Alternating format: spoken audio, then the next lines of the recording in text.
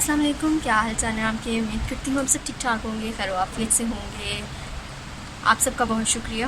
आप सबके लिए खुशी की खबर है। हो सकता है बहुत सारे लोगों ने देख ली हो, बहुत सारे लोगों ने स्टेटस से देख लिया हो।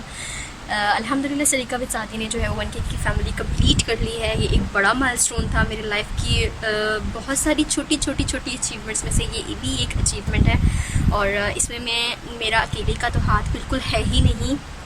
It is a kind of team work जिसमें मेरी फैमिली, मेरे दोस्त अहबाब और मेरे मेट्स, मेरे स्टूडेंट्स, मेरे बड़े मेरे छोटे सबका हाथ है।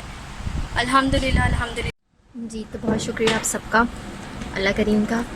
और हाँ अल्हम्दुलिल्लाह अब आपको पता है कि मैंने नाम चेंज कर लिया था और उसके बाद थोड़ा सा कंटेंट टाइप भी चेंज की है ताकि जो रीच है वो ज़्यादा बढ़ सके। ठीक है, तो यही वजह थी कि मैंने नाम भी चेंज किया है ट्रेडिशनल कुकिंग से सलीका विद सादिया, और रीच बढ़ाने के लिए ताकि ऑडियंस ज़्यादा बढ़ जाए। उस पर इतना ख़ासा रिस्पांस नहीं आ रहा था, कोई वीडियो भी वायरल नहीं हुई थी।